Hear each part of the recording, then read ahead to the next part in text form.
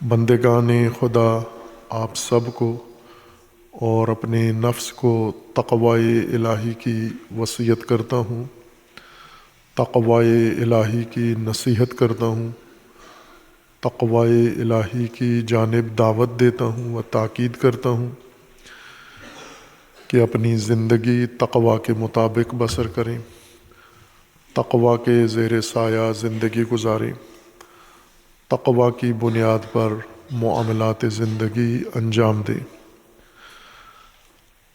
تقوی اللہ تبارک و تعالیٰ کی جانب سے انسانی حیات کے تحفظ کے لیے حفاظتی تدبیر ہے، حفاظتی بندوبست ہے اور نظام ہے، جس تدبیر کے دائرے میں انسان محفوظ رہتا ہے۔ انسان کی دنیا، انسان کی آخرت، انسان کی ظاہری زندگی اور باطنی اور زندگی کے تمام شعبہ جات۔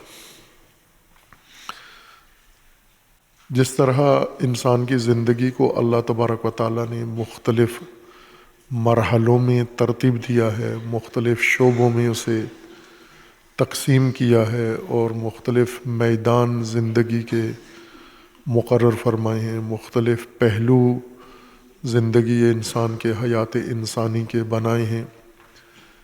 انفرادی زندگی ہے، نجی زندگی ہے، سماجی اجتماعی زندگی ہے، معاشی زندگی ہے، معاشرتی زندگی ہے، سیاسی زندگی ہے، معنوی و روحانی زندگی ہے۔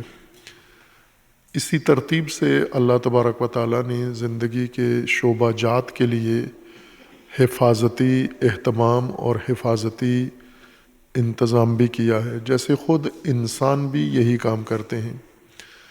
جب اپنی زندگی میں کوئی شعبہ قائم کرتے ہیں تو پھر اس کی حفاظت بھی کرتے ہیں، مال کماتے ہیں، مال کی حفاظت کرتے ہیں، گھر بناتے ہیں، گھر کی حفاظت کرتے ہیں، کوئی سرمایہ لگاتے ہیں، سرمایہ کی حفاظت کرتے ہیں، جائیداد بناتے ہیں، جائیداد کی حفاظت کرتے ہیں۔ اسی طرح اگر اللہ انہیں نعمت اولاد دے، اولاد کی حفاظت کرتے ہیں۔ ہر وہ چیز جو انسان سے تعلق رکھتی ہے، انسان بھرپور کوشش کرتا ہے کہ اس کی حفاظت کرے تاکہ ضائع نہ ہو، چوری بھی نہ ہو اور اس کو آفات نہ لگیں اور آفت زدہ ہو کر خراب نہ ہو جائے۔ کسان فصل کاشت کرتے ہیں، ان فصلوں کی حفاظت کرتے ہیں، جانوروں سے بھی ان کو محفوظ رکھتے ہیں، چوروں سے بھی فصلوں کو محفوظ رکھتے ہیں، سیلابوں سے فصلوں کو محفوظ رکھتے ہیں، حشرات سے، کیڑے مکوڑوں سے اور آفات و بیماریوں سے اپنی فصلوں کو محفوظ رکھتے ہیں۔ اللہ تبارک و تعالیٰ نے کائنات میں جو کچھ بنایا ہے اس کی حفاظت بھی اللہ تبارک و تعالیٰ نے خود اپنے ذمہ لی ہے، اور انسان اس کائنات کا شاہکار ہے۔ انسان کی حفاظت انسان کے اپنے سپرد کر دی ہے، لیکن نظام حفاظت اللہ نے اسے بنا کر دیا ہے، جس کا عنوان تقوی ہے۔ چونکہ انسان ارادہ رکھتا ہے، شعور رکھتا ہے، علم رکھتا ہے، اختیار رکھتا ہے، اس لیے اسے اپنی زندگی کی زمام اور اختیار تھما دیا ہے۔ اور جس طرح اپنے زندگی کے فیصلے انسان خود کرتا ہے، اسی طرح انسان خطرات سے اپنے آپ کو خود محفوظ رکھتا ہے۔ ان خطرات میں سے کچھ اندرونی خطرے ہیں اور کچھ بیرونی خطرے ہیں۔ اندرونی انسان کے نفس سے پیدا ہونے والے خطرات کی زد میں بھی ہے، اور باہر سے انسانی نفس اور انسانی وجود سے باہر سے بھی انسان کو فراوان خطرات متوجہ ہیں انسان کی طرف۔ ایسے ہی انسان کو انسانوں کی جانب سے کئی خطرات ہیں، اور انسان کو قدرتی اسباب کی طرف سے بھی متعدد خطرات ہیں۔ کئی انسانوں کے ہاتھوں غیر محفوظ ہوتے ہیں، جان، مال، عرض، ناموس، زندگی، یہ ساری چیزیں دوسرے انسانوں کے ہاتھوں انسان کی خطرے میں ہوتی ہیں۔ انسان کے اپنی طرف سے جو خطرات اندر سے انسان کو اپنے وجود، اپنے نفس سے لاحق ہوتے ہیں، ان میں سے ایک بڑا خطرہ انسان کی اپنی اندرونی توانائیاں ہیں، صلاحیتیں ہیں، جو انسانی مقاصد کے لیے، انسانی ارتقاء کے لیے، انسانی تکامل کے لیے اور انسانی ضرورتوں کو پورا کرنے کے لیے اللہ تبارک و تعالیٰ نے یہ توانائیاں انسان کے اندر رکھی ہیں۔ لیکن بعض اوقات انسان ان توانائیوں کو، ان قوتوں کو اور طاقت کے ان سرچشموں کو انسان آزاد چھوڑ دیتا ہے اور وہ بہک جاتے ہیں، ان میں طغیانی آ جاتی ہے اور انہی اپنی اندرونی توانائیوں کے طغیان میں انسان بہہ جاتا ہے، ضائع ہو جاتا ہے۔ جن میں سے سب سے طاقتور قوت جو اللہ نے انسان کے اندر رکھی ہے، جو بلوغ کے بعد انسان کے اندر ظاہر ہوتی ہے، وہ قوت جنسی ہے، قوت شہوت جس کو ہم کہتے ہیں، یہ قوت جنسی ہے۔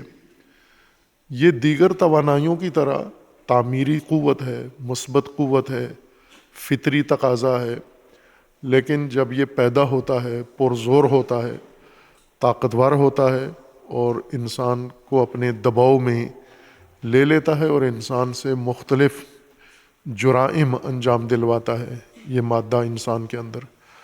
اس لیے اللہ تبارک و تعالیٰ نے اس کی ہدایت، اس کی تنظیم، اس کی تربیت کے لیے بھی اہتمام کیا ہے، اور اس کے طرف سے متوجہ خطرات سے حفاظت کا بھی اہتمام کیا ہے۔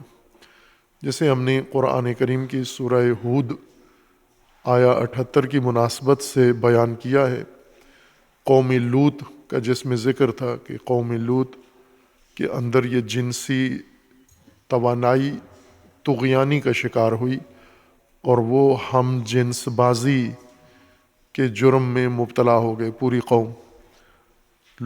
حضرت لوط کے پاس مہمان آئے، ملائکہ، روایات کے مطابق۔ قرآنی آیات میں بھی قرائن موجود ہیں قطعی کہ وہ ملائکہ ہی تھے، لیکن انسانی شکل میں، مردانہ شکل میں مجسم ہو کر حضرت لوط علیہ السلام کے پاس حاضر ہوئے، متمثل ہوئے۔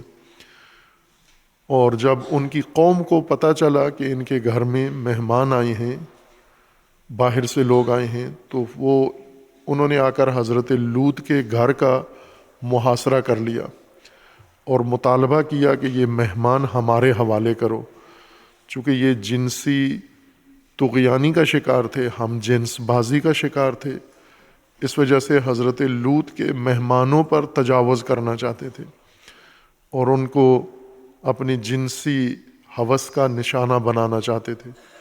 حضرت لوط نے انہیں نصیحت کی، واعظ کیا، سمجھایا اور انہیں رائے حل بھی بتایا کہ تم اس بیماری سے بچنے کے لیے کیا کر سکتے ہو، اور رائے حل میں یہ بتایا کہ تم تقوی اختیار کرو۔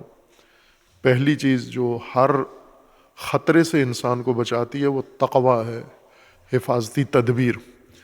لیکن یہ تقوی مخصوص ہے اسی توانائی کے ساتھ، یہ خاص طرح کی حفاظتی تدبیر ہے۔ جیسے ہم کئی جگہ حفاظتی تدبیر دیکھتے ہیں، کیمرے لگے ہوتے ہیں، حفاظتی کیمرے، کئی جگہ ایک سنتری یا چوکیدار یا محافظ بندوق اٹھا کے پہرا دے رہا ہوتا ہے، یہ بھی ایک حفاظتی تدبیر ہے۔ کسی جگہ تالا لگا ہوتا ہے بڑا مضبوط، دروازہ مضبوط لگا دیتے ہیں، یہ سب حفاظتی تدبیریں ہیں کہ کچھ جگہیں ایسی ہیں جو مضبوط دروازوں اور تالوں سے محفوظ رہتی ہیں، کچھ چیزیں بندوقوں سے اور بندوق بردار پہرہ داروں کے ذریعے سے محفوظ رہتی ہیں، کچھ چیزیں صندوقوں کے اندر محفوظ رہتی ہیں، اور کچھ چیزیں ایسی ہیں جو کیمروں سے محفوظ بنائی جاتی ہیں، حفاظتی کیمرے جو آنکھ کی طرح دیکھ رہے ہوتے ہیں کہ کوئی انسان یہاں نقصان نہ کرے۔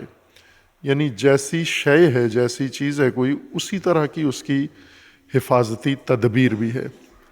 انسان کو ایک اندرونی طور پر خطرہ انسان کے اندر پیدا ہوتا ہے. خطرہ تو نہیں ہوتا اگر دینی نظم کے مطابق ہو، دینی تربیت کے مطابق ہو، اور دینی، چونکہ فطری قوت ہے، انسان نے خود اپنے اندر یہ طاقت پیدا نہیں کی کسی انسان نے، اللہ نے انسان کے اندر یہ صلاحیت، یہ قابلیت رکھی ہے. اور ظاہر ہے کہ اللہ نے جو کچھ انسان میں رکھا ہے وہ غلط نہیں ہے، وہ انسان کی ضرورت ہے، وہ فطرت ہے، وہ انسان کی خلقت کا حصہ ہے. جیسے عقل اللہ نے دی ہے، زبان اللہ نے دی ہے، تو یہ غلط چیزیں تو نہیں ہیں، درست ہیں، ضروری تھیں. ان کے بغیر انسان نامکمل تھا.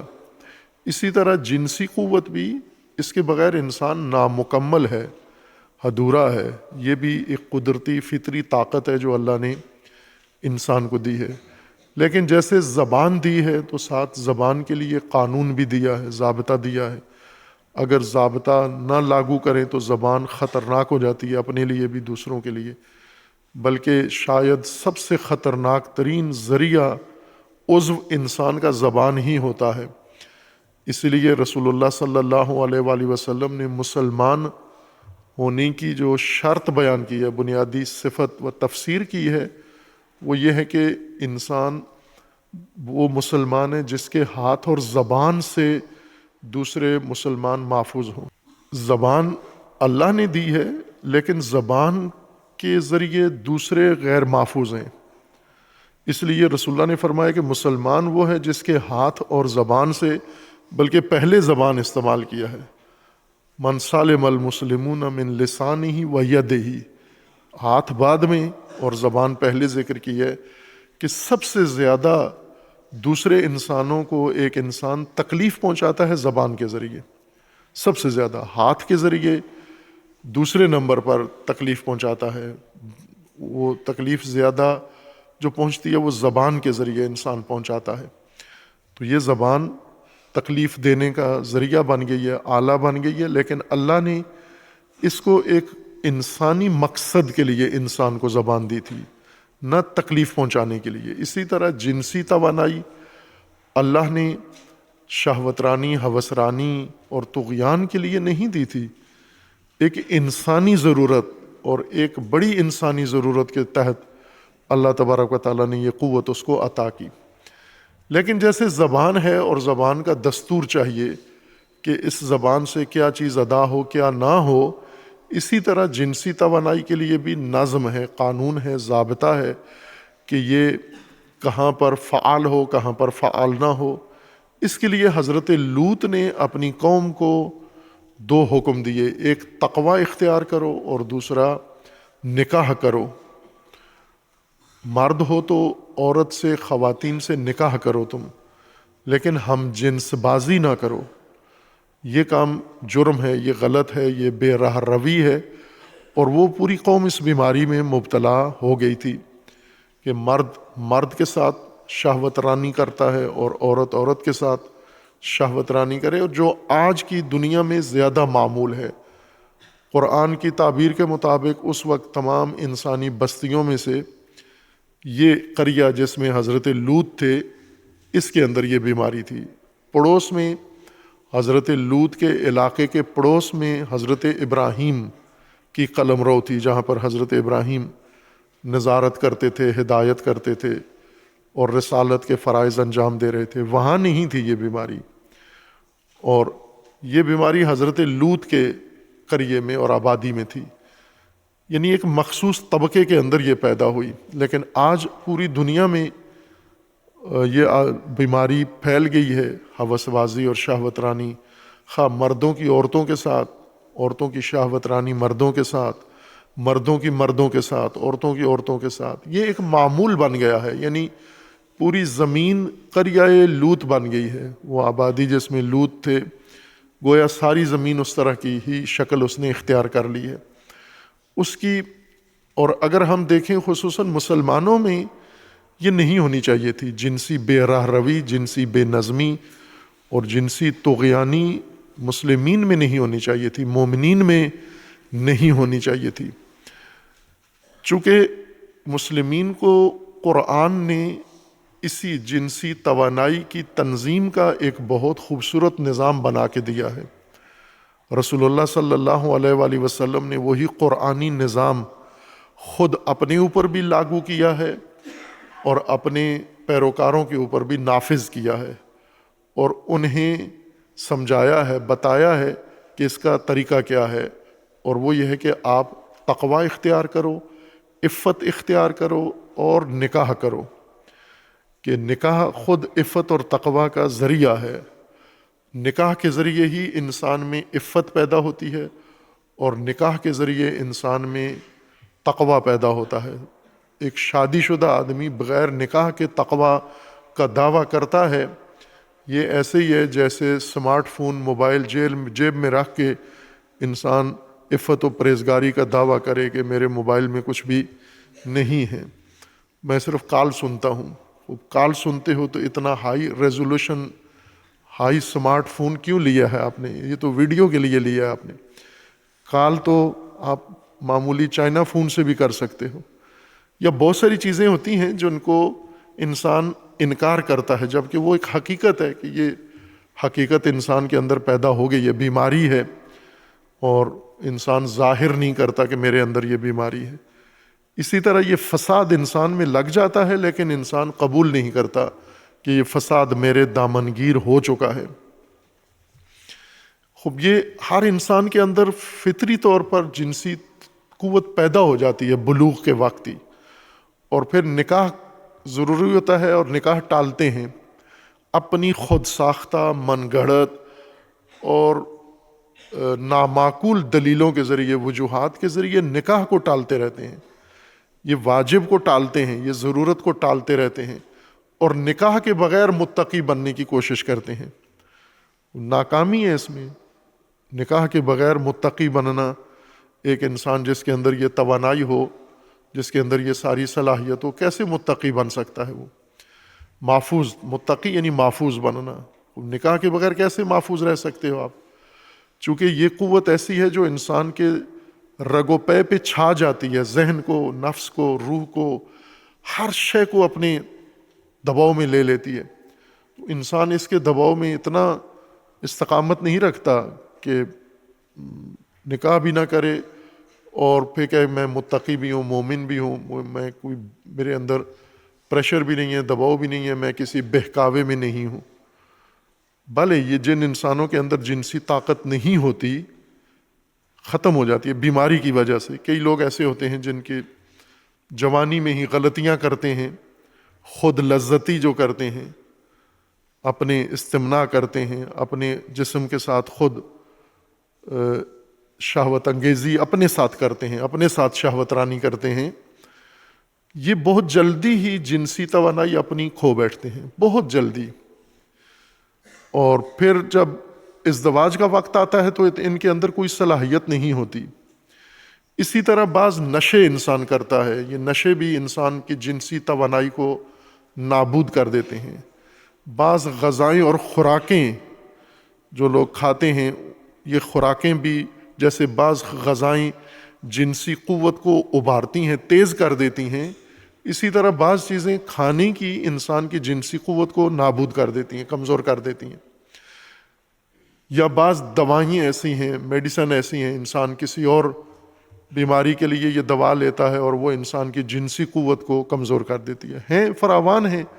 پاکستان کی ایسے لگتا ہے کہ مین بیماری ہی یہی ہے، مردانہ کمزوری۔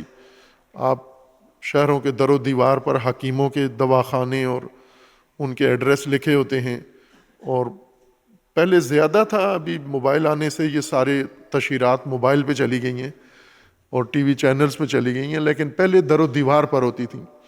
یعنی پشاور سے لے کے کراچی کوئٹہ تک آپ سفر کریں تو آپ کو سڑک کے دونوں طرف بلا وقفہ در و دیوار پہ دواخانوں کے ایڈریس لکھے ہوتے ہیں، حکیم کا ایڈریس لکھا ہوتا ہے، مردانہ کمزوری کا علاج لکھا ہوتا ہے۔ یعنی ایسے لگتا ہے کہ پوری قوم اسی بیماری کا شکار ہے، چونکہ کثرت سے مریض ہیں اس کے، اور یہ پیدائشی طور پر کمزور نہیں ہوتے، یہ نکاح نہ کر کے نکاح کے متبادل جو کام کرتے ہیں اس وجہ سے ان کی جنسی توانائی ختم ہو جاتی ہے، مردانہ قوت نابود ہو جاتی ہے ان کی۔ پھر اس کو جتنا اور ان حکیموں کے پاس جاتے ہیں، سناسیوں کے پاس، اور پنساریوں کے پاس جاتے ہیں، وہ اور زیادہ ان کی توانائی کو مزید نابود کر دیتے ہیں، دفن کر دیتے ہیں۔ اس کے بجائے جو طبیعی نیچرل نظام قرآن نے بنایا ہے کہ جب یہ قوت پیدا ہوتی ہے تو اس کا ایک تقاضا ہے، وہ تقاضا آپ نے پورا کرنا ہے، اور وہ تقاضا نکاح کے ذریعے پورا ہوگا۔ فطری عمل نکاح ہے، نکاح سے انسان کی کوئی توانائی کمزور نہیں ہوتی، جسمانی قوت کمزور نہیں ہوتی، مردانہ قوت کمزور نہیں ہوتی، زنانہ قوت کمزور نہیں ہوتی، کوئی تخریب نہیں ہوتی، نکاح سے خرابی نہیں ہوتی، بلکہ تعمیر ہوتی ہے جسمانی طور پر۔ صحت و سلامتی کے کئی شعبے ہیں، جیسے جسمانی صحت، ذہنی صحت اور اعصابی صحت، یہ صحت کے مختلف شعبے ہیں، اور مختلف میڈیکل کے بھی شعبے ہیں، ان کے ڈاکٹر متخصص بھی الگ الگ ہیں۔ ذہنی صحت و سلامتی کے ڈاکٹر علیحدہ ہیں، جسمانی صحت و سلامتی کے ڈاکٹر علیحدہ ہیں، اور اعصابی صحت و سلامتی کے ڈاکٹر علیحدہ ہیں۔ انسان کے اندر جو جسمانی، ذہنی اور نفسانی صحت ہے وہ جنسی قوت سے سب سے زیادہ متاثر ہوتی ہے۔ کئی لوگ جو نفسیاتی طور پر مریض ہیں یا ذہنی اعصابی طور پر مریض ہیں، بالواسطہ یا بلا واسطہ ان کی زندگی میں ان کا جنسی خلل دخیل ہے، اس وجہ سے ان کو یہ سائیڈ ایفیکٹ ہے جس کو کہتے ہیں نا کہ ایک عوارض جانبی، یعنی جو چیز آپ جیسے دوائیں کھاتے ہیں، ان دواؤں کے سائیڈ ایفیکٹس ہوتے ہیں، عوارض اثرات، جانبی اثرات، یعنی جس چیز کے لیے آپ دوائی کھا رہے ہیں اس پر ایک اثر پڑتا ہے، لیکن ساتھ دوسرے حصے پر ایک اور اثر پڑتا ہے ان دوائیوں کا۔ ہر چیز کا ایک سائیڈ ایفیکٹ ہے۔ اسی طرح جب انسان نکاح نہیں کرتا اور نکاح کی ضرورت نکاح کے بغیر پوری کرتا ہے، اپنے ساتھ خود لذتی کرتا ہے، ہم جنس بازی کرتا ہے، نامحرم کے ساتھ رابطہ کرتا ہے، چونکہ پورا وجود انسان کا جنسی عمل میں شریک ہوتا ہے۔ پہلے بھی اشارہ کیا تھا کہ کسی نے مجھ سے پوچھا تھا یہ سوال، کہ اور اچھا سوال تھا، ایک جوان نے پوچھا کہ جب انسان جاتا ہے بیت الخلاء میں جاتا ہے، پیشاب کرتا ہے، چھوٹا بڑا پیشاب، تو یہاں نجاست انسان کے وجود سے نکلتی ہے، فضلہ، اور وہ زیادہ مقدار میں نکلتا ہے۔ وہ زیادہ مقدار میں جو نجاست خارج ہوتی ہے اس کے بدلے میں صرف وضو کرنا پڑتا ہے، کہ آپ چہرہ دھو لیں، ہاتھ دھو لیں اور مسح کر لیں تو پاک ہو جاتا ہے، انسان مطہر ہو جاتا ہے۔ لیکن جنسی عمل میں تھوڑا سا مواد نکلتا ہے، چند قطرے نکلتے ہیں، اور انسان اتنا پلید ہو جاتا ہے کہ اسے غسل کرنا پڑتا ہے، پورا جسم دھو۔ ابھی وہ زیادہ نجاست تھی اس وقت کہتے پورا جسم دھو، لیکن بڑی نجاست نکلتی ہے تو جسم سارا نہیں دھونا، صرف منہ ہاتھ دھونے ہیں۔ جب تھوڑی سی غلاظت نکلتی ہے، نجاست نکلتی ہے، تو سارا بدن دھو آپ۔ بات تو معقول ہے، سوال درست تھا اس کا۔ تو میں نے اسے یہ کہا کہ آپ یہ بتاؤ کہ جب آپ سے یہ بڑی نجاست نکلتی ہے تو اس وقت آپ کس کیفیت میں ہوتے ہو؟ لیٹرین میں کیا مغلوب ہوتے ہو یا آپ کے ہوش حواس ٹھکانے ہوتے ہیں؟ تو اس نے کہا نہیں، وہاں تو بالکل انسان کا ذہن بہت کام کرتا ہے، ٹوائلٹ کے اندر جا کے سوچ بچار افکار سارے وہیں پر آتے ہیں، یعنی یہ عمل غلبہ نہیں ہوتا، انسان کو مغلوب نہیں کر لیتا یہ کام۔ پیشاب جب نکلتا ہے تو پورے وجود پر کوئی اثر نہیں ہوتا، انسان بالکل تحت اثر نہیں ہوتا، لیکن یہ جو چھوٹی سی چند قطرے نجاست نکلتی ہے پورا وجود اس میں ملوث ہوتا ہے۔ اس وقت آپ فکر نہیں کر سکتے، غور نہیں کر سکتے، بات نہیں سن سکتے، سوچ نہیں سکتے، سارے وجود پر چھائی ہوتی ہے یہ شہوت۔ تو چونکہ سارا وجود ملوث ہوتا ہے آپ کا اس جنسی عمل کے نتیجے میں، جو نجاست نکلتی ہے اس میں صرف وہ عضو جس سے نکلتی ہے وہ شامل نہیں ہوتا، پورا وجود آپ کا، ذہن آپ کا، جسم آپ کا، تنا آپ کا، سارا کچھ ملوث ہوتا ہے اس میں، اس لیے سب کو دھونے کی ضرورت ہے۔ لیکن ادھر ٹوائلٹ میں جو چیز ملوث ہوتی ہے اسی کو دھونا ہوتا ہے، باقی کو فالتو تکلیف نہیں دینی، ان کو زحمت نہیں دینی۔ بس یہ تاثیر ہے ایک کہ انسان جب جنسی عمل میں شامل ہوتا ہے، گزرتا ہے، سارا وجود اس کا اس کے اندر غرق ہو جاتا ہے۔ لیکن اگر انسان نکاح چھوڑ کے غیر شرعی اور غیر قانونی طریقوں سے انسان جنسی ضرورت پوری کرے، یہ تباہی ہے انسان کے لیے۔ اس کے سائیڈ ایفیکٹس ہیں، جیسے عرض کیا کہ ایک وقت ایسا آئے گا کہ خود یہ توانائی ہی ختم ہو جائے گی، جوانی میں ہی ختم ہو جائے گی، نامردانہ نامرد بن جائے گا، یعنی مردانہ قوت ختم ہوگی۔ یہ اس کے طبیعی اثرات ہیں، علاوہ اس کے سماجی، شرعی اور معنوی اثرات کے جو پڑتے ہیں۔ یہ بہت ظاہری سا اثر ہے جو انسان کے وجود پر پڑتا ہے۔ اس لیے قرآن نے اس کو نظم دیا ہے، اور وہ نظم نکاح کے ذریعے دیا ہے۔ نکاح ہم نے مشکل بنا دیا ہے، مسلمانوں نے نکاح کو، مومنین نے سب سے مشکل کام بنا دیا ہے، جسے سب سے آسان ہونا چاہیے تھا۔ نکاح سب سے آسان جس طرح شریعت نے رکھا ہے، جس طرح اہل البیت علیہ السلام نے خصوصاً نکاح کیے بھی ہیں اور نکاح کروائے بھی ہیں، اور آسان نکاح تھے، کوئی نکاح مشکل نہیں تھا ہماری طرح۔ میں جیسے بارہا تذکر دیا ہے کہ مومنین عموماً دو چیزوں میں اہل البیت سے اپنی مشابہت نہیں بنانا چاہتے۔ ایک حلیے میں اہل البیت والا حلیہ نہیں بنانا چاہتے، حلیہ ان کا ٹرمپ والا ہونا چاہیے، حلیہ ان کا سٹریمر والا ہونا چاہیے، حلیہ دوسروں کا ہونا چاہیے، لیکن دل میں مولا کا ذکر ہے، زبان پہ مولا ہے، چہرے پہ مولا نہیں ہے۔ اور دوسری چیز جو مومنین پسند نہیں کرتے اہل البیت کے زندگی میں سے، مومن ہوتے ہوئے پسند نہیں کرتے، اہل البیت کی طرز پر شادیاں ہیں، اہل البیت کے انداز میں شادی کرنا، جس طرح انہوں نے خود کی ہیں اور جس طرح اپنی اولاد کی، اپنی بیٹوں بیٹیوں کی شادیاں کی ہیں، اس طرح مومن کوئی شادی اپنے بچوں کی کرے۔ یہ کام نہیں کرتے ہم دونوں شعبوں میں، یعنی ہمیں گویا اعتراض ہے اہل البیت کے طریقے پر، اور مومن ہوتے ہوئے انسان کو اہل البیت سے اعتراض ہو یا اہل البیت پر اعتراض ہو، تو پھر اپنی حیثیت خود جان لے وہ کس قسم کا مومن ہے، جسے اہل البیت کا رویہ ہی پسند نہیں ہے، نہ اہل البیت کا حلیہ پسند ہے اور نہ اہل البیت کی طرز زندگی پسند ہے، لیکن ہے پکا مومن ہے۔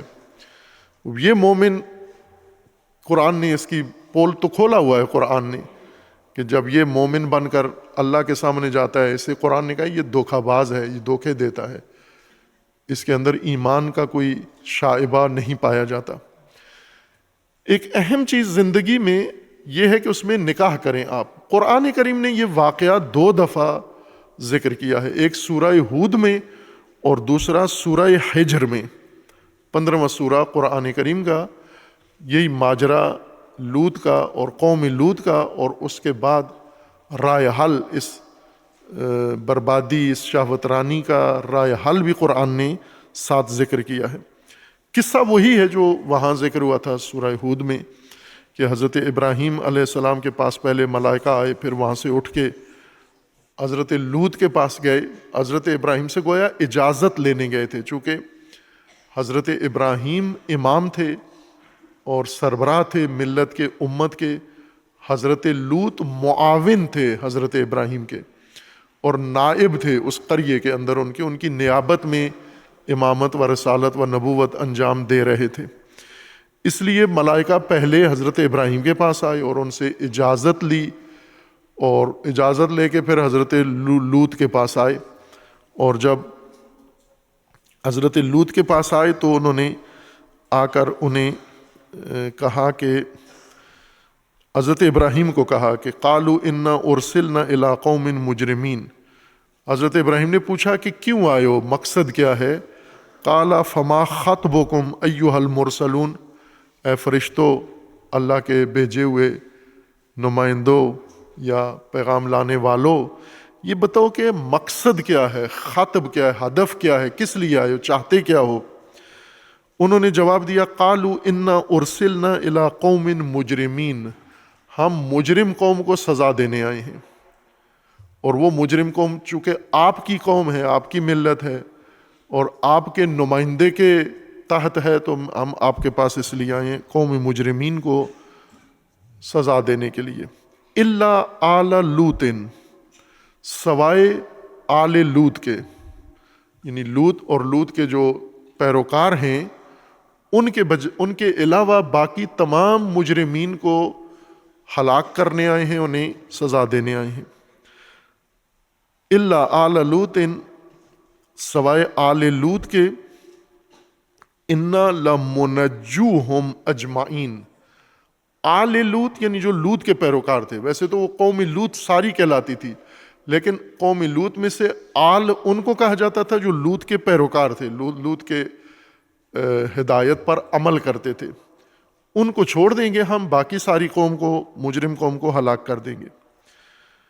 الا امراتہ، لیکن نجات یافتگان میں سے جنہیں ہم آل لوط ہونے کی وجہ سے سزا نہیں دیں گے، چونکہ لوط کے پیروکار ہیں، پاکیزہ لوگ ہیں اور اللہ کے دین پر عمل کرنے والے ہیں، یعنی جنسی بے راہ روی کا شکار نہیں ہیں.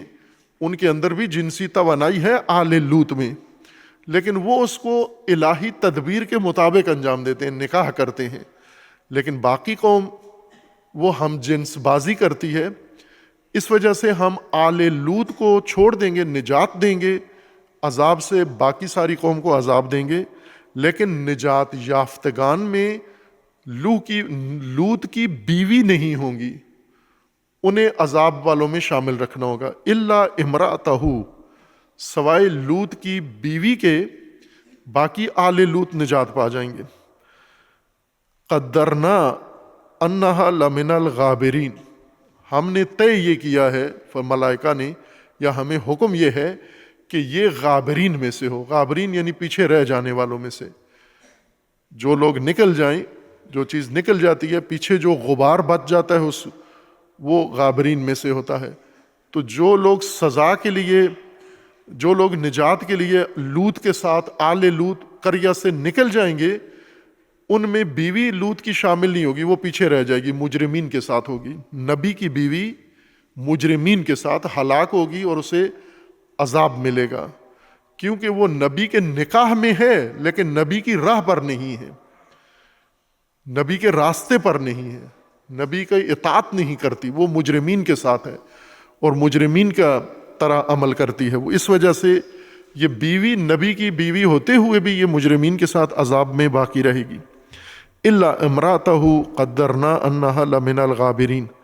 فلما جاء آل لوط المرسلون، جب یہ فرشتے حضرت ابراہیم کو یہ گزارش دے کے یا اجازت دے کے منظوری لے کے آئے قوم لوط کے پاس، جب آئے یا حضرت لوط کے پاس آئے، آل لوط کے پاس، قال انکم، فلما جاء آل لوط المرسلون، فرشتے آئے، ملائکہ آئے، قال انکم قوم منکرون، جیسا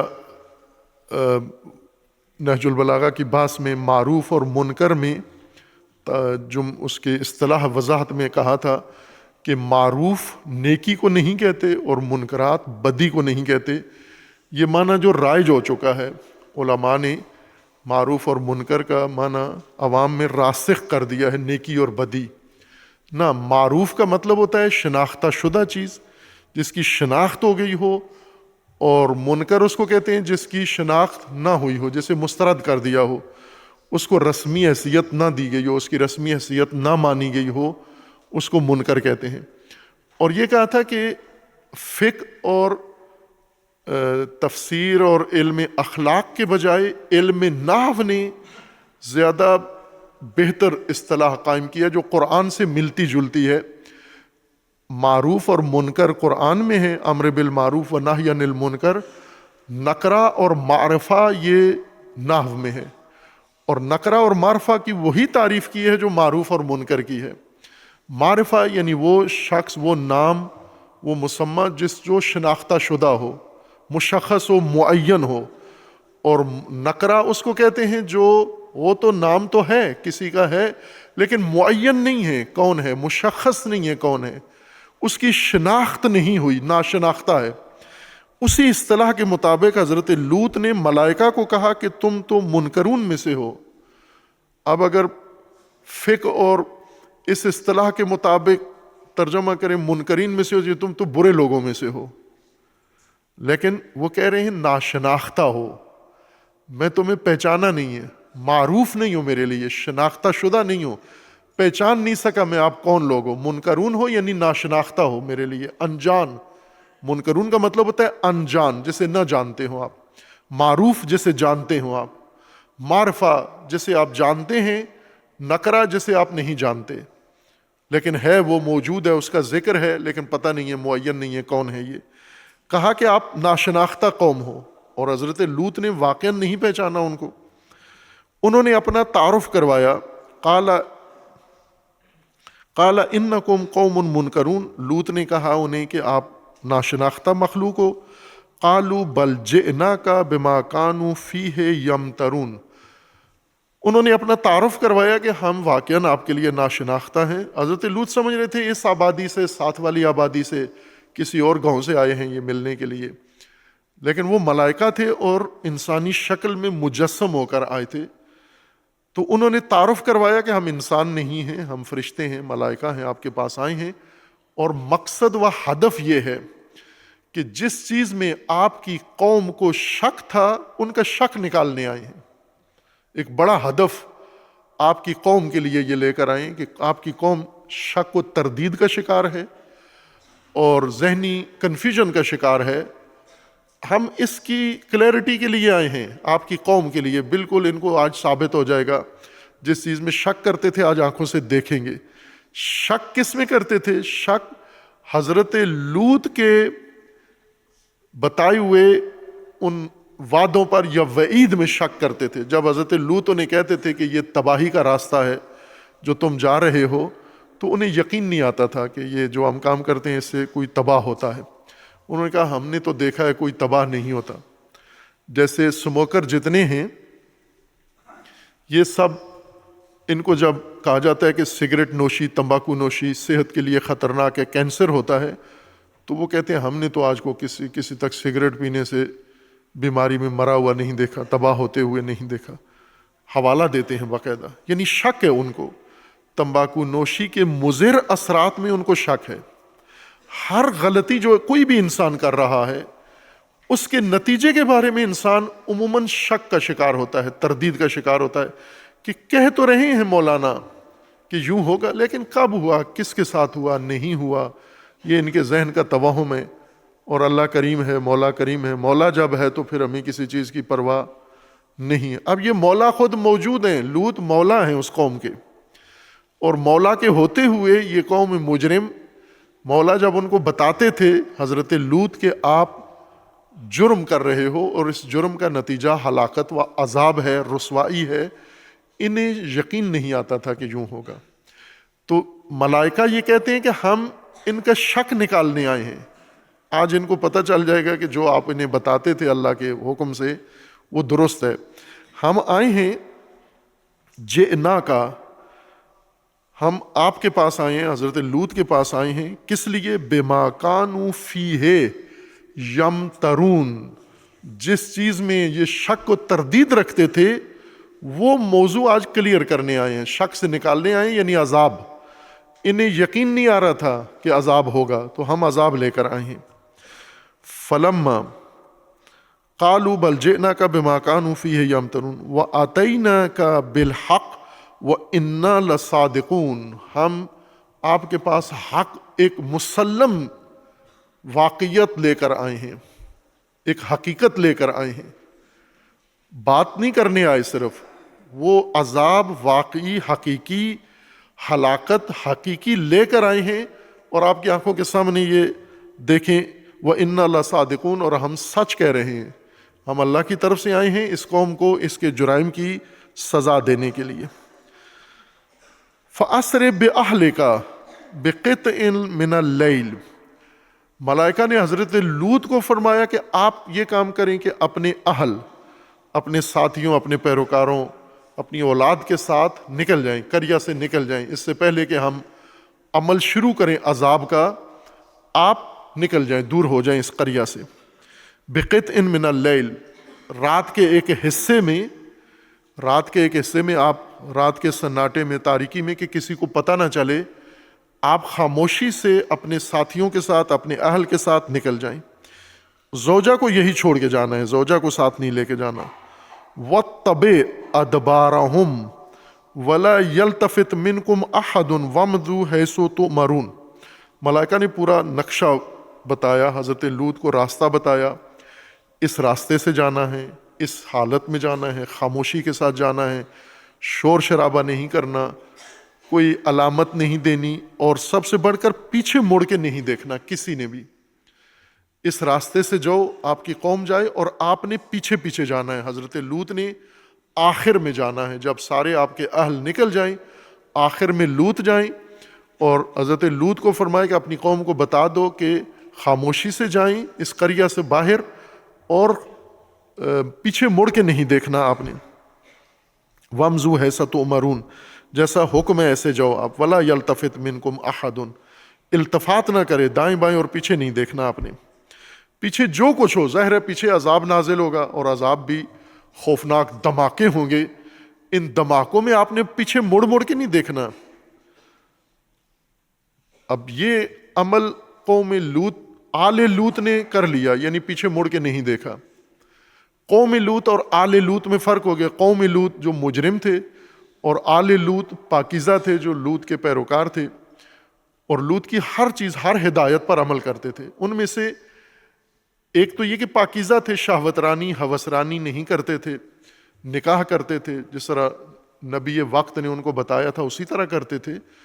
اور اس سے بھی زیادہ سخت یہ کام ہے کہ جب انہیں کہا جائے کہ آپ نے مڑ کے پیچھے مڑ کے نہیں دیکھنا. ممکن ہے ایک انسان جرم نہ کرے، لیکن اگر اسے یہ کہا جائے کہ دائیں بائیں مت دیکھو، یہ بہت سخت ہے اس کے لیے. بے تربیت قوم کے لیے، بے نظم قوم کے لیے یہ بہت سخت ہے. قرآن نے اس طرح کا نظم 2-3 انبیاء کے اس میں واقعات میں ذکر کیا ہے، قرآنی قصوں میں. ایک لشکر طالوت میں ذکر کیا کہ لشکر طالوت جب تشکیل دیا گیا تو مختلف لوگوں سے لشکر بنایا گیا، مردد، شک میں مبتلا، اور آمادہ، غیر آمادہ، بے نظم.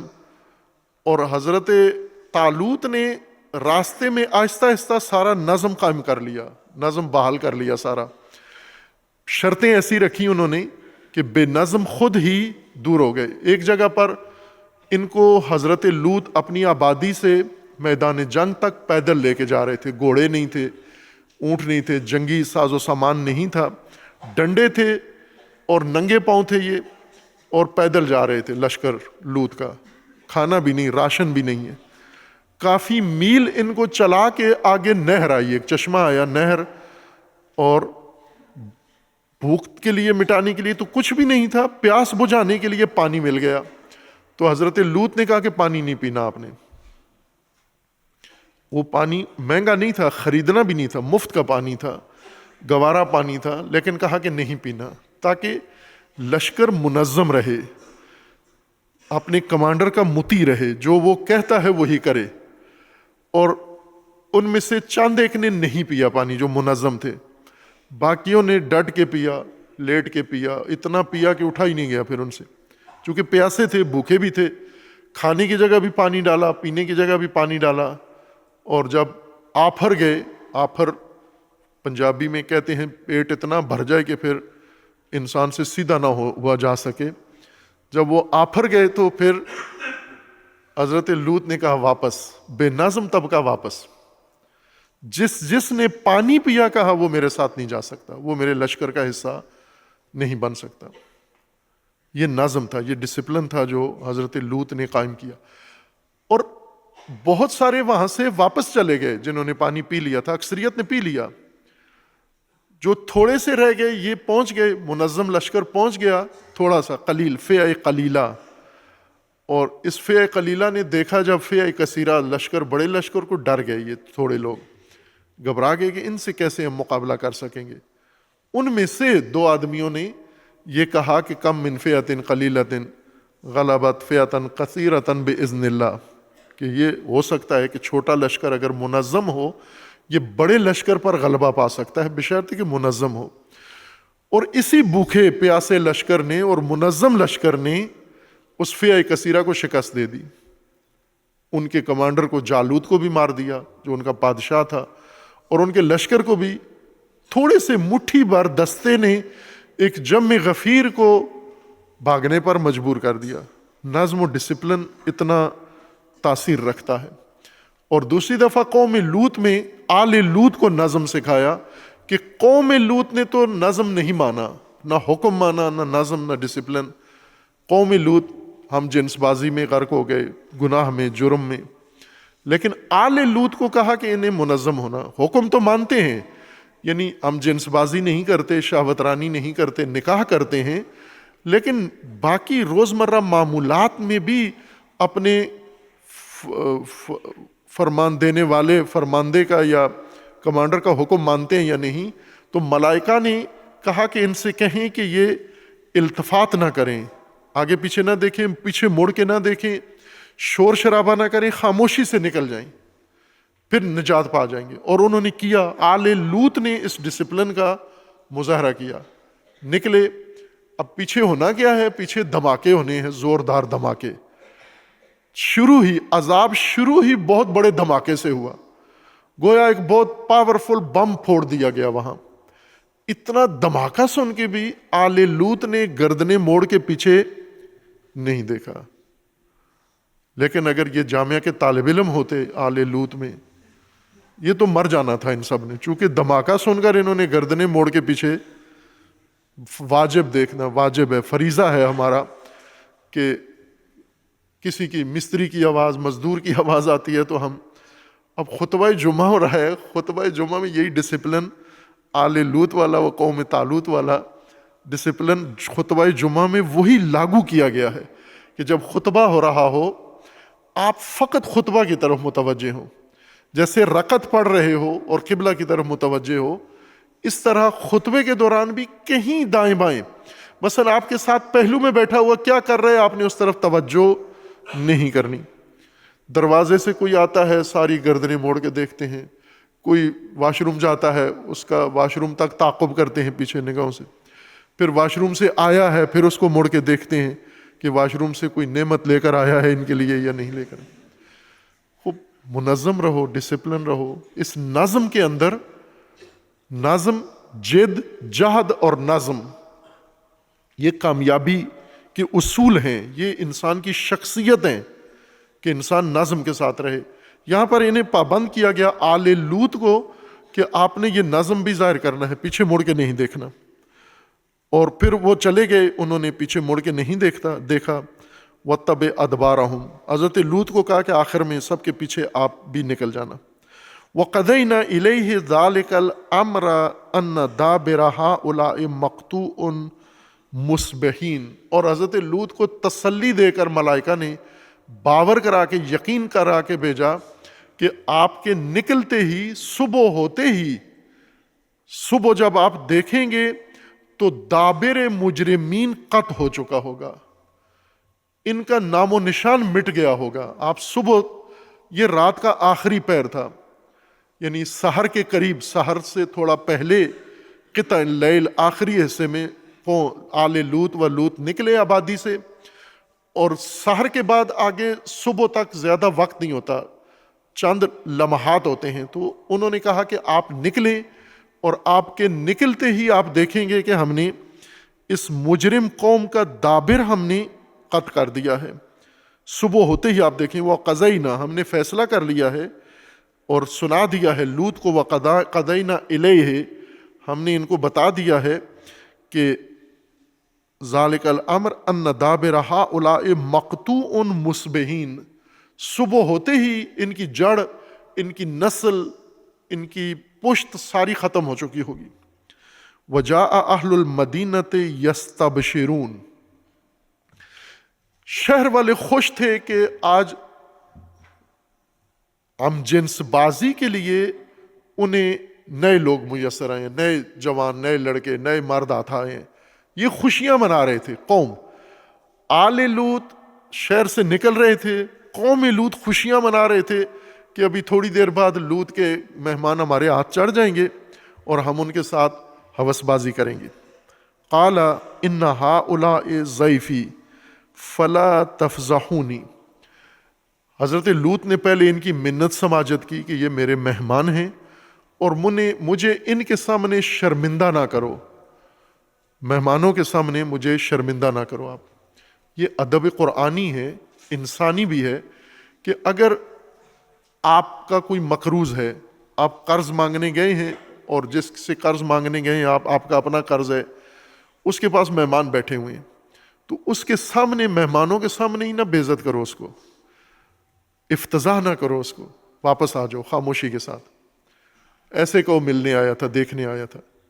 یا کوئی بھی ایسا انسان ہے جس کے پاس اس کے رشتہ دار بیٹھے ہوئے ہیں، اس کے جاننے والے دوست بیٹھے ہوئے ہیں، اس کے اور اعزاء اقارب بیٹھے ہوئے ہیں، ان کے سامنے نہ اس کو مفتضح کرو آپ۔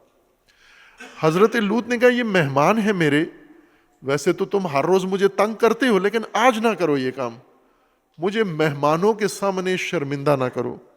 فلا تفضحونی واتقوا اللہ، تقوی اختیار کرو، ولا تخزونی، اور پریشان نہ کرو مجھے، تنگ نہ کرو مجھے، پریشان نہ کرو، اور مجھے ان کے سامنے رسوا نہ کرو، شرمندہ نہ کرو۔ قالوا اولم ننہاک عن العالمین، انہوں نے کہا کہ ہم نے، حضرت لوط کو قوم نے دھمکی دی، یہ ہوسرانوں نے، شہوترانوں نے کہا کہ آج ہماری منتیں کرتے ہو کہ ہم آپ کے مہمانوں کو نہ چھیڑیں، ہم پہلے منع کرتے تھے نا کہ ہمارے کام میں مداخلت نہ کرو، ہم جو چاہتے ہیں کرنے دو ہمیں، ہر روز ہمیں ٹوکتے ہو، روکتے ہو، ہم جب مردوں کے ساتھ ہم جنس بازی کرتے ہیں تو آپ ہر کام میں مداخلت کرتے ہو، ہم تو روزانہ منع کر رہے تھے کہ نہ کرو یہ کام، اور آپ باز نہیں آئے۔ حضرت لوط کو کہہ رہے ہیں آپ باز نہیں آئے، تو آج آپ کے مہمانوں کے سامنے ہم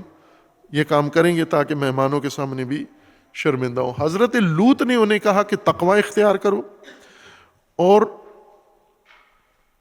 قال ہؤلاء بناتی ان کنتم فاعلین، کہا کہ اگر زیادہ تمہیں ضرورت ہے تو یہ میری بیٹیاں ہیں، نکاح کر لو تم، نکاح، اور وہ میری بیٹیاں ہیں۔ اب اس میں مفسرین نے مفصل اقوال ذکر کیے ہیں کہ حضرت لوط کی کتنی بیٹیاں تھیں۔ مجموعی طور پر انہوں نے ساری آل لوط کی جتنی خواتین تھیں غیر شادی شدہ، ان کی طرف اشارہ تھا کہ آل لوط میں، قوم لوط کو کہہ رہے ہیں کہ آل لوط میں خواتین ہیں، آپ ان سے شادیاں کر لو آپ، لیکن انہوں نے شادی کی طرف نہیں آنا، اور انہوں نے اپنا عہد کیا ہوا تھا۔ لَعَمْرُكَ إِنَّهُمْ لَفِي سَكْرَتِهِمْ يَعْمَهُونَ، اللہ تبارک و تعالیٰ کا فرمانا ہے، قسم ہے حضرت لوط کی زندگی کی یا رسول اللہ صلی اللہ علیہ وآلہ وسلم کی زندگی کی، کہ آپ کی عمر کی قسم، آپ کی جان کی قسم، کہ یہ سارے نشے میں مست تھے، شہوترانی اور ہوس بازی میں قوم لوط مست تھی، اور انہیں ہوشیاری بھی نہیں تھی۔ اب وہ دھماکہ ہوا، فَأَخَذَتْهُمُ الصَّيْحَةُ مُشْرِقِينَ، جو ہی پہلی کرنیں سورج کی نکلی، اشراق شروع ہوا، جو ہی اشراق ہوا، شرق سے سورج کی پہلی کرنیں نمودار ہوئیں، زوردار دھماکہ ہوا۔ صیحہ، قیامت کے ناموں میں سے بھی صیحہ ہے کہ جب قیامت ہوگی زوردار دھماکہ ہوگا، ایسا دھماکہ کہ جس میں جو زندہ ہیں سارے ختم ہو جائیں گے۔ یہ دھماکہ ہوا جو ملائکہ نے پہلے انہیں کہا تھا کہ مڑ کے نہیں دیکھنا پیچھے، دھماکہ ہوا۔ فَأَخَذَتْهُمُ الصَّيْحَةُ، عذاب شروع ہوا زوردار دھماکے کے ذریعے، آواز کے ذریعے۔ جو ہی صبح ہوئی، فَجَعَلْنَا عَلَيْهَا سَافِلَهَا، فَجَعَلْنَا عَالِيَهَا سَافِلَهَا، اس دھماکے کے نتیجے میں یہ ہوا کہ جو اوپر تھا وہ نیچے ہو گیا، یعنی چھتیں نیچے ہو گئیں اور فرش اوپر ہو گئے، الٹ گیا، ہر چیز تہس نہس جس کو ہم کہتے ہیں، زیر و زبر، سافل عالی سافل ہو گیا، سافل عالی ہو گیا، یعنی جو زیر تھا وہ زبر ہو گیا، جو زبر تھا جو اوپر تھا وہ نیچے ہو گیا۔ ایسا زوردار دھماکہ تھا۔ اور پھر اس دھماکے کے بعد جب یہ دھماکہ ہوا اور زیر و زبر ہو گئی ہر چیز، وَأَمْطَرْنَا عَلَيْهِمْ حِجَارَةً مِّن سِجِّيلٍ، سنگ باری شروع ہو گئی، بارش، مطر شروع ہوئی، پتھروں کی بارش ہوئی۔ ان فی ذلک لآیات للمتوسمین، اور وہ وہیں نابود ہو گئے، پورا قریہ شہوتران ہوس باز سارے قوم لوط ساری نابود ہو گئی دھماکے کے ذریعے اور پتھروں کی بارش کے ذریعے۔ اور پھر اللہ تبارک و تعالیٰ کا فرمانا ہے ان فی ذلک لآیات للمتوسمین، جو لوگ توسم رکھتے ہیں، بصیرت رکھتے ہیں، فراست رکھتے ہیں، سوجھ بوجھ رکھتے ہیں، فہم و درایت رکھتے ہیں، ان کے لیے اس کے اندر نشانی ہے۔ ان کو پتہ ہے کہ اس طرح کے معاشرتی سماجی جرائم سماج کی تباہی کا باعث بنتے ہیں، اور ہر مجرم قوم کے اوپر اللہ کا عذاب آتا ہے، ہر مجرم قوم کے اوپر۔ اس میں سے خدا ان پاکیزہ لوگوں کو جو آل لوط کی طرح ہوں، انہیں قوم لوط سے آل لوط کو علیحدہ کر دیتا ہے اور باقیوں کو نابود کر دیتا ہے۔ وَإِنَّهَا لَبِسَبِيلٍ مُقِيمٍ، اور پھر یہ عبرت کا نمونہ ہم نے راستے میں کھڑا کر دیا ہے، یعنی راہ گزر میں۔ اس کو بھی مفسرین نے ذکر کیا ہے کہ یہ شام اور اردن کے یا فلسطین کے راستے میں یہ جگہ موجود ہے۔ ان فی ذلک لآیۃ للمؤمنین، اس کے اندر مومنین کے لیے آیت ہے، نشانی ہے اس کے اندر۔ سورہ ہود میں یہ ماجرا قرآن کریم نے ذکر کیا، اور پھر سورہ ہجر میں اس کو زیادہ تفصیل کے ساتھ بیان کیا کہ اللہ تبارک و تعالیٰ نے انسان کو اس خطر سے محفوظ رکھنے کے لیے تقوی مقرر کیا ہے، اور اس تقوی کا لازمی حصہ نکاح ہے۔ نکاح جز تقوی ہے۔ جو شخص نکاح نہیں کرتا نکاح کے وقت اور نکاح کی ضرورت کے وقت، وہ تقوی نہیں رکھتا، وہ متقی نہیں ہے۔ یوں نہیں کہ جیسے عموماً ہم سمجھتے ہیں کہ جو شادی کا نام نہیں لیتا یہ بڑا متقی ہے، اور جو شادی کا تقاضا کرتا ہے یہ بے شرم ہے۔ ابھی ہمارا معاشرہ ایسے ہے، کوئی جوان اگر گھر والوں کو کہے میری شادی کرو تو کہتے ہیں بے شرم ہو گیا، بے حیا ہو گیا ہے۔ اس کا ابا ذکر کرتا ہے کہ میں تو 40 سال کا تھا، شادی کا نام نہیں لیتا تھا، مجھے نام نہیں لینے دیتے تھے۔ تو آپ 40 سال تک لوگوں کو پتہ ہے کیا کرتے تھے اور کیا کام کرتے تھے۔ آپ جب کھیتوں میں کام کرتے تھے وہاں کیا کام کرتے تھے؟ آپ شادی نہیں کرتے تھے، باقی سب کرتے تھے آپ۔ تو یہ نہیں کرنا چاہتا جوان، آپ کی طرح آلودہ نہیں ہونا چاہتا، یہ تباہی نہیں کرنا چاہتا، یہ چاہتا ہے وقت کے اوپر نکاح کرے تاکہ باتقوا ہو۔ نکاح کے ذریعے حفاظت ہوتی ہے انسان کے حیا کی، انسان کی حیات کی، انسان کی عفت کی، انسان کی روح کی، انسان کے نفس کی۔ نکاح کے ذریعے حفاظت ہوتی ہے۔ نکاح تحفظ ہے، نکاح بوجھ نہیں ہے۔ اس کو مشکل نہ بنائیں، اس کو آسان کریں، اور آسانی ہر پہلو میں، چونکہ ہم نے اس کو ہر چیز میں الجھا دیا ہے۔ ایک بڑے معتبر شخصیت نے یہ ذکر کیا، لاہور کا واقعہ ہے غالباً یہ، کہ لاہور میں ایک کالج ہے، king Edward college, medical college ہے یہ۔ اس میں ایک لڑکی نے MBBS کیا، گولڈ میڈل لیا اس نے۔ لاہور کے یہ ایک اور میڈیکل کالج میں، اس کا نام مجھے ذہن سے اتر گیا ہے، لڑکے نے وہاں پر MBBS کیا، لڑکے نے بھی گولڈ میڈل لیا، دونوں گولڈ میڈلسٹ ہیں۔ اور ان کی کسی کی وجہ سے پھر آپس میں آشنائی ہوئی، دونوں خاندان ملے اور طے پا گیا کہ یہ ڈاکٹر اور ڈاکٹرانی نے آپس میں شادی کرنی ہے، دونوں گولڈ میڈلسٹ MBBS کے۔ طے پا گئی ساری چیزیں، لڑکا پسند آ گیا، شکل صورت پسند آ گئی، باقی جہیز وغیرہ ہر چیز طے ہو گئی۔ آخر میں جب شادی بالکل قریب پہنچی تو انہیں پتہ چلا کہ لڑکی جس کالج میں MBBS کیا ہے وہ بڑا معتبر بڑا کالج ہے، اور لڑکے نے، یعنی یہ سرکاری ہے، گورنمنٹ ہے، اور وہ دوسرا جو ہے وہ پرائیویٹ کالج ہے، اور اس کا معیار اس جتنا نہیں ہے۔ تو لڑکی والوں نے اعتراض اٹھا دیا کہ لڑکا ہمارے لڑکی کے سائز کا نہیں ہے، چونکہ ہے گولڈ میڈلسٹ ہے، دونوں MBBS ہیں، لیکن کالج اس کا اور ہے، اس کا اور ہے، اس کے کالج کا رینک اور ہے، کالج رینکنگ میں اس کا رینک نیچے ہے، اسی پہ شادی ٹوٹ گئی، ختم کر دی کہ ہم نہیں کر سکتے، یہ شرمندگی نہیں مول لے سکتے، لوگ کیا کہیں گے آپ کہ آپ کا داماد جو ہے وہ فلاں کالج سے گولڈ میڈلسٹ ہے۔ اب یہ بیمار ذہنیت ہے، یہ توہم ہے، یہ بربادی ہے، یہ لوگ تباہ کرتے ہیں، یہ والدین اور یہ خاندان جنہوں نے شادیوں کی یہ شرائط رکھی ہوئی ہیں۔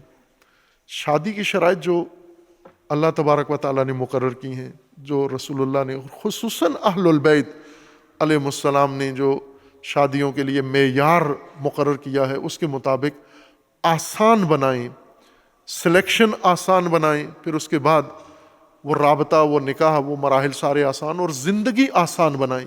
شادیاں کر کے ایک دوسرے کے لیے بوجھ نہ بنے، شادیاں کر کے بھی ایک دوسرے کے لیے دشمن نہ بنے، شادیاں کر کے ایک دوسرے کے معاون بنے. امیر المومنین علیہ السلام نے، یہ موضوع ہے، میں اگر ضرورت ہوا اسی بات کے استمرار میں عرض کر دوں گا کہ امیر المومنین علیہ الصلوۃ والسلام کی جب شادی ہو گئی کتنی آسان ہوئی. یہ مومنین کوئی بھی اپنے بیٹے بیٹی کی اس طرح شادی نہیں کرے گا جس طرح حضرت زہرا اور علی علیہ السلام کی ہوئی ہے. اگر ہے کوئی تو ہاتھ کھڑا کرے کہ میں کروں گا اس طرح سے. اور وہ کیسے ہوئی کہ حضرت زہرا کے لیے مختلف لوگ آتے تھے رشتہ مانگنے کے لیے، اور رسول اللہ کو بہت ناگوار گزرتا تھا، حضرت زہرا کو بھی بہت ناگوار گزرتا تھا. ان میں سے کوئی مناسب رشتہ نہیں تھا، لیکن آتے تھے، زہر جہاں رشتہ ہو آتے ہیں لوگ. تو رسول اللہ نے ایک صحابی کو پیغام بھیجا، عبد الرحمن ابن عوف، معروف صحابی، عشرہ مبشرہ میں سے اور شورا کے رکن، اور جنہوں نے امیر المومنین کو شورا میں خلیفہ نہیں بنایا، ووٹ نہیں دیا اور نہیں بننے دیا، انہی کو رسول اللہ نے پیغام بھیجا کہ جا کر علی کو کہو کہ میری بیٹی سے شادی کرنا چاہتے ہیں. یعنی بھائی ہیں، چچا زاد بھائی ہیں، ساتھ ہیں، لیکن رسول اللہ نے واسطے کے ذریعے یہ پیغام بھیجا. تو امیر المومنین نے کہا کہ کرنا چاہتا ہوں. تو کہا کہ پھر آپ کیوں نہیں جاتے؟ کہا مجھے اصل میں چاہتا تھا لیکن شرم آتی ہے مجھے، کس طرح رسول اللہ سے اظہار کروں. یہ بہرکیف علی علیہ السلام پہنچ گئے رسول اللہ کی خدمت میں. حضور نے کہا کہ چاہتے ہو میری بیٹی سے شادی کرنا؟ تو کہا چاہتا ہوں. کہا پھر تیاری کرو. اب مومن ہاتھ کھڑا کرے کوئی اپنی بیٹی کی اس طرح شادی کرے کہ داماد ڈھونڈ کے اس کو پیغام بھیجے کہ وہ میری بیٹی سے شادی کرو، کوئی بھی نہیں ہے. چونکہ مومن کی ناک کٹ جاتی ہے، مومن معاشرے میں بالکل ختم ہو جاتا ہے اگر یہ داماد کی طرف پیغام بھیجے. وہ اگر اچھا داماد مل گیا ہے تو بھیج دو پیغام، بالواسطہ کسی کو کہلوا دو. اور پھر داماد صاحب جب آئے تو کہا کہ شادی پہ تھوڑا سا خرچہ ہوگا، تو پیسے ہیں؟ تو داماد نے کہا نہیں میرے پاس کوئی پیسے نہیں ہیں. تو کہا اچھا پیسے نہیں ہیں تو ایسٹس کتنے ہیں، اثاثہ کتنا ہے، سامان کتنا ہے؟ پیسے نہیں ہیں. تو داماد نے سامان بتایا کہ 3 چیزیں ہیں، کل میری ملکیت میں زمین کے اوپر 3 چیزیں ہیں، ایک اونٹنی ہے، ایک تلوار ہے، ایک زرہ ہے. تو رسول اللہ نے فرمایا کہ اونٹنی اور تلوار تو ضروری ہیں، انہیں رکھنا ہے، زرہ بیچو اور اس کی شادی کے خرچے نکالو. شادی کا خرچہ کیا تھا؟ شادی کا خرچہ ایک حق مہر ہے اور جہیز لڑکی نے نہیں دینا، لڑکے نے دینا ہے. امیر المومنین نے زرہ بیچی، پیسے رسول اللہ کو دیے اور رسول اللہ نے جہیز بنایا اس سے. لڑکی والوں سے جہیز نہیں لینا. لڑکا بے روزگار ہے، انکم نہیں ہے، پھر بھی جہیز اسی نے دینا ہے، نان و نفقہ اسی نے دینا ہے، داماد سسر نے نہیں دینا. خوب آپ کر سکتے ہیں ایسی شادیاں، علی علیہ السلام کی طرز پر شادی. کہتے ہیں نا علی کا طرز زندگی، وہ کس کی موت ہے؟ تو کہتے ہیں منافق. منافق کون ہے جو علی کی طرح شادیاں نہیں کرتا؟ اسی کی موت ہے نا یہ علی کا طرز زندگی، منافق کی موت ہے. منافق کون ہے؟ جو علی علی کرتا ہے لیکن علی کی طرز پر زندگی نہیں گزارتا، وہ یہی منافق ہے. اسی کی موت ہے، اسی وجہ سے رسوا ہیں، اسی وجہ سے مجرم ہیں، اسی وجہ سے جرائم میں چلے گئے ہیں. یہ شادی ہو گئی. شادی ہونے کے بعد رسول اللہ نے پوچھا امیر المومنین سے کہ میری بیٹی فاطمہ کو بے حیثیت زوجہ کیسے پایا آپ نے؟ زوجہ کے طور پر کیسی ہے میری بیٹی؟ تو امیر المومنین نے جواب دیا کہ نعم العون فی عبودیت اللہ، اللہ کی بندگی میں بہترین معاون ہے. بندگی خدا کے لیے سب سے بڑی معاون ہے. جہیز کل ایک ہاتھ سے اٹھانے والا بنڈل تھا، ایک ریڑھی میں، چھوٹی ریڑھی میں سامان سارا جہیز کا آ جاتا تھا. اس طرح وہ شادی ہوئی. جو میٹرس رسول اللہ نے دیا جہیز میں علی علیہ السلام کے پیسوں سے، وہ بھیڑ کی اون تھی، بھیڑ کی کھال. بھیڑ جب ذبح کرتے ہیں تو اس کی ایک طرف اون ہوتی ہے، پشم ہوتی ہے، تو وہ پشم خشک کھال تھی وہ میٹرس کے طور پر دیا، گدا یہ استعمال کرنا ہے، اور اسی کو امیر المومنین حضرت زہرا چکی دی اور چند برتن دیے مٹی کے، اور ان سے ساری زندگی گزری۔ اور آج بی بی زہرا کی دعا سے، جنہوں نے بی بی زہرا سے دعا لی ہوئی ہے اور اور مولا علی کے عاشق ہیں اور دیوانے ہیں، ان کے گھر میں جا کے دیکھو، ان کی طرز نکاح دیکھو، طرز زندگی دیکھو، اور ان کے معیارات دیکھو، کیا ملتا ہے، کس سے ملتا ہے؟ کوئی معمولی سی چیز بھی شبیہ نہیں ہوتی اہل البیت کے۔ یہ رائے حل ہے جو اللہ تبارک و تعالیٰ نے صورت نکاح میں پیش کیا ہے۔ معاون ہیں زوج و زوجہ بندگی خدا میں، ایک دوسرے کے ساتھ تعاون کرنے والے ہیں۔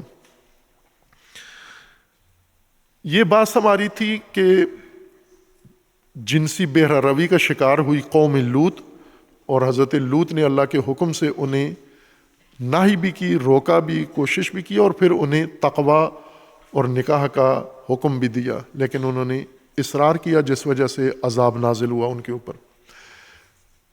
اس بات میں پہلے بھی عرض کیا تھا کہ کچھ اور پہلو ہیں موجود جو ابھی ہماری بات سے مربوط نہیں ہے، کسی اور وقت میں کریں گے، شاید تکمیلی بات کے لیے ایک آدھ خطبہ اور میں اس پر عرض کروں کہ خاندانی نظم قائم رکھنے کے لیے، یہ تو جنسی نظم تھا، لیکن نکاح کے بعد خاندان بنتا ہے، تو خاندانی نظم کے لیے بھی کچھ قرآن نے ہمیں ہدایات دی ہیں، رہنمائی کی ہے، وہ بھی اگر معلوم ہو جائے تو خاندان ہمارا اللہ کی مرضی کا خاندان بن جاتا ہے، رضائے الہی کے مطابق، اور اس کے نتائج بھی وہی نکلتے ہیں جو اہل البیت علیہ السلام کی زندگیوں کے اور ان کے نکاح کے نکلے۔ اللہ تبارک و تعالی ہم سب کو توفیق تقوی عطا فرمائے، خداوند تبارک و تعالی ہم سب کو توفیق عفت عطا فرمائے، اور پروردگار ان تمام مومنین کو اور بالخصوص جوانوں کو ہر قسم کے فساد اور بالخصوص جنسی فساد سے محفوظ ہونے کی توفیق عطا فرمائے،